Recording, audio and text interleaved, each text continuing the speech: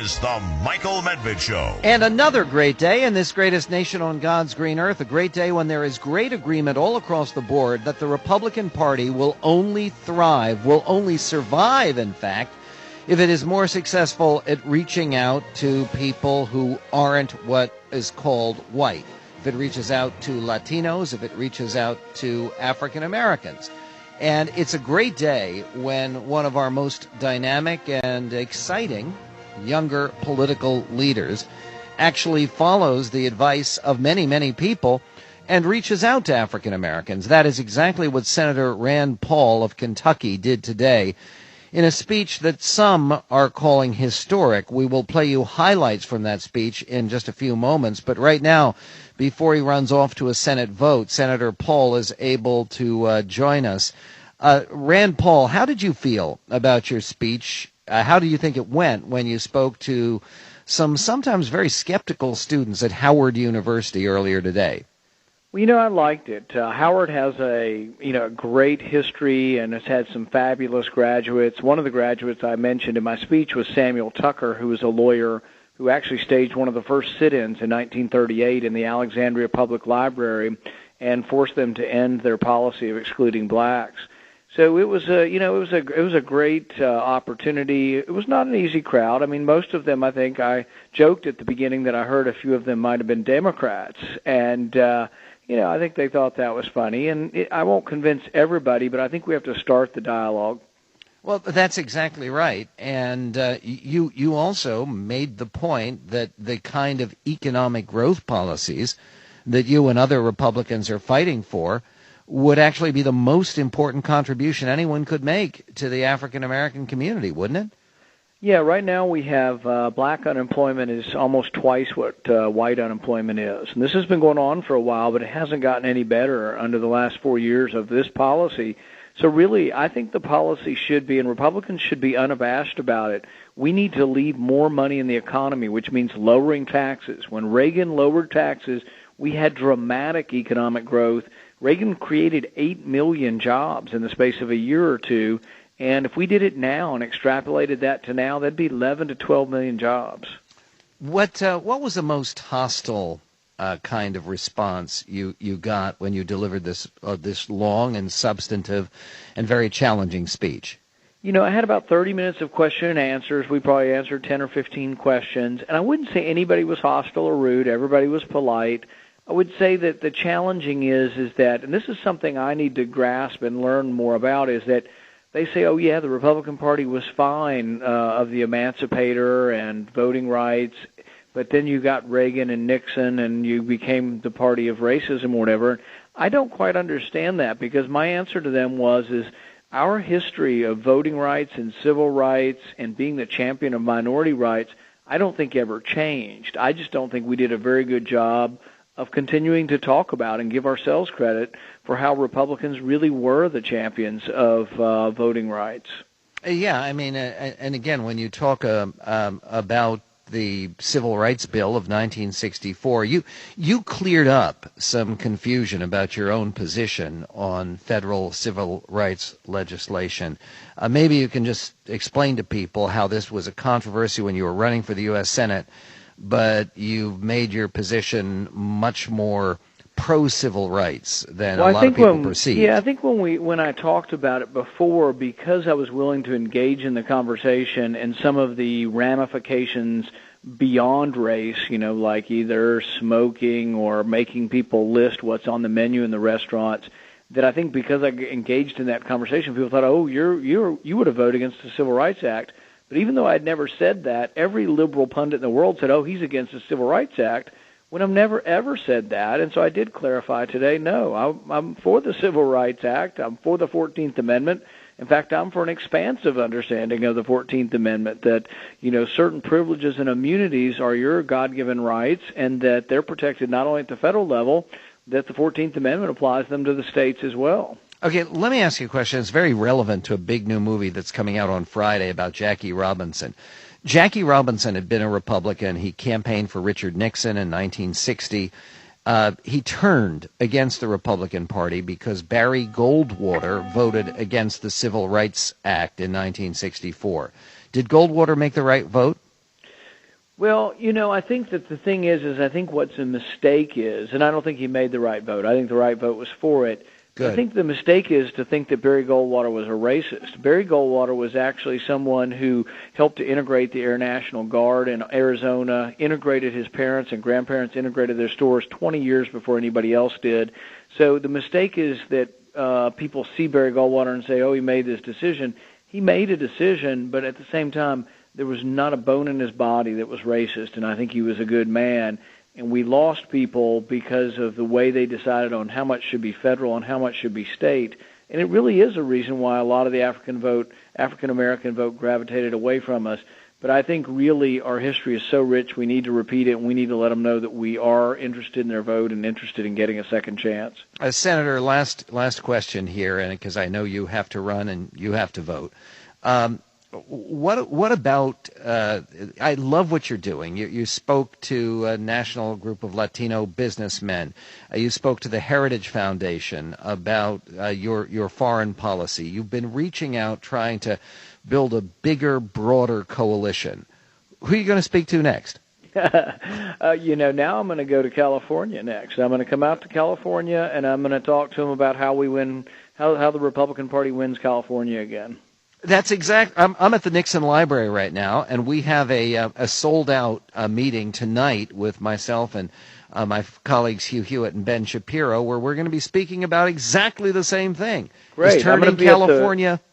I'll be at the Reagan Library the last week in May, right after Memorial Day. The Friday after Memorial Day, I'll be at the Reagan Library. Well, that's terrific. Senator Rand Paul, I appreciate on a very busy day, a day when I do think it's worthwhile listening to Rand Paul's speech. We will be back and play some excerpts of that speech. In fact, appreciate your contributions. He began speaking at Howard University. Howard University, one of the historically black colleges. Remember, they used to have what was called the United Negro College Fund. Howard, along with Morehouse and Spelman, was one of the really prestigious black universities. And Rand Paul talked about why, earlier today, he had come to Howard.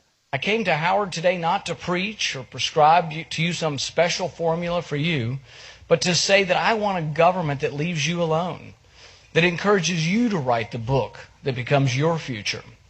You're more important than any political party, more important than any political pleadings or partisan pleadings. The most important thing you will do is yet to be seen. For me, I found my important thing to do when I learned to do surgery on the eye, when I learned to restore people's vision. And that, of course, is an allusion to the fact that he made his career before he ran for the Senate as an eye surgeon, as an ophthalmologist. And Dr. Paul then went on to say, I found what was important when I met and married my wife. He did get something of a laugh toward the beginning of his speech, and by saying that some people have asked if I'm nervous about speaking at Howard. They say, some of the students and faculty may be Democrats. Actually, they're kind of all Democrats, but they gave him a respectful hearing, partially because he said this about Republican core beliefs. Republicans do indeed still believe many rights remain with the people and the states respectively. When some people hear that, they tune us out and they say, oh, he's just using code words for states' rights to discriminate, for the states' rights to segregate and to abuse. But that's just simply not true. Many Republicans do believe that decentralization of power is the best policy, that government is more efficient, more just, and more personal when it's smaller and more local. But Republicans also realize that there are occasions, and have been occasions, of such egregious injustice that they do require federal involvement, that's precisely what the 14th Amendment was about, and what the Civil Rights Act was intended to do, protect citizens from state and local tyranny. Okay, this is a very, very important point, which is that why is it that people assume that a less powerful government is more oppressive or more racist? 1-800-955-1776. Isn't that an odd function of liberalism? where if you believe that society is deeply, deeply racist, and you believe that government reflects society, then why is giving government more power the best way to counteract racism? It is profoundly illogical.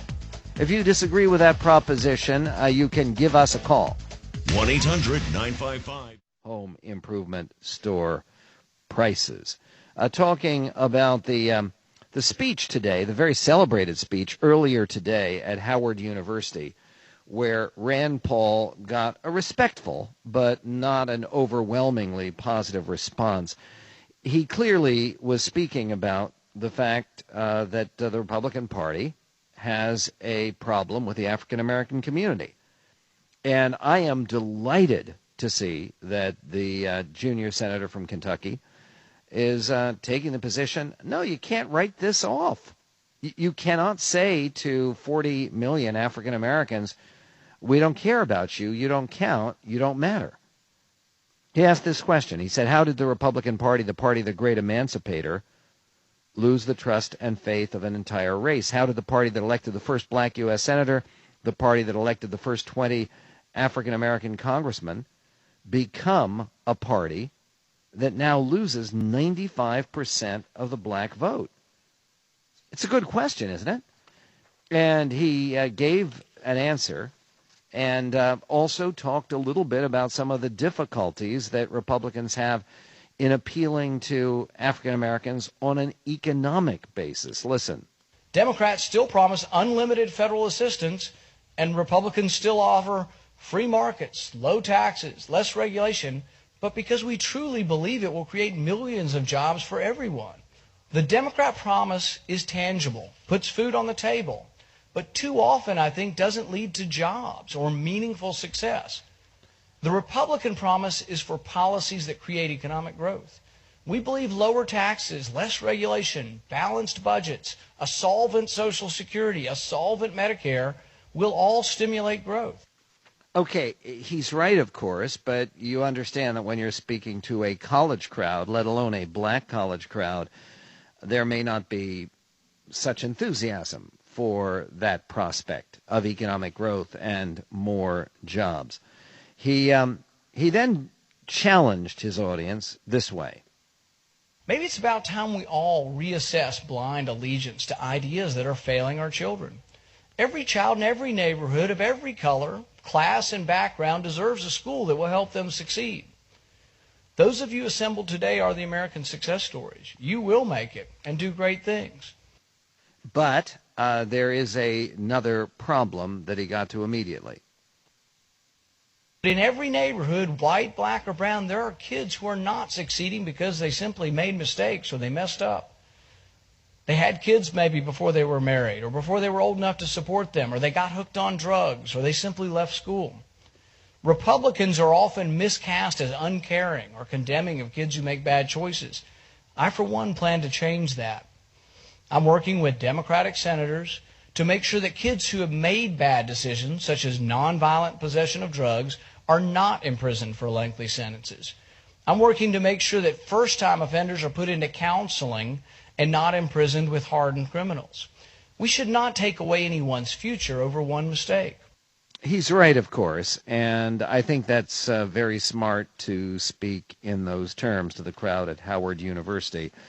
1-800-955-1776 is our phone number. He concluded his remarks this way. Jim Crow laws were a product of bigoted state and local governments. Big and oppressive government has long been the enemy of freedom, something black Americans know all too well and on a personal level. We must always embrace individual liberty and enforce the constitutional rights of all Americans, rich and poor, immigrant and native, black or white. Such freedom is essential in achieving any long-standing health and prosperity. As Toni Morrison said, write your own story. Challenge mainstream thought. I hope that some of you will be open to the Republican message that favors choice in education, a less aggressive foreign policy, more compassion regarding nonviolent crime, and encourages opportunity in employment. And when the time is right, I hope that African Americans will again look to the party of emancipation, civil liberty, and individual freedom. That's Senator Rand Paul speaking today at Howard University. A waste of time, in your opinion, or a good start, or somehow insulting and pandering and inappropriate? Jeff in Philadelphia, you're on the Michael Medved Show. Hello, Michael. Love the show, and I love what Rand Paul is doing. Thank you. Me too. I think that he's going in the right direction. I think Republicans, by the way, my background, staunch conservative, love your show, blah, blah, blah. I think what the Republicans have made a mistake of doing